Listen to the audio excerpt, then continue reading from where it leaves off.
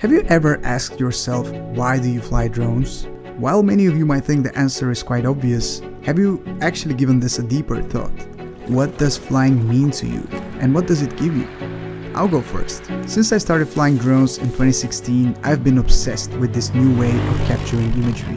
The road trips, the friends you make along the way, the adrenaline, the joy of nailing that perfect shot, and even the pain of crashing or completely losing your drone.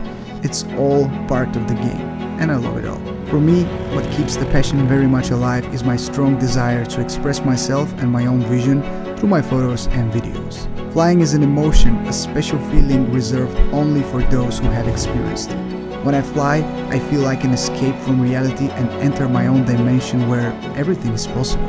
Flying drones gives me the chance to rediscover my surroundings while showcasing my own artistic view and show you the world how I see it. But that's just me. Why do you fly?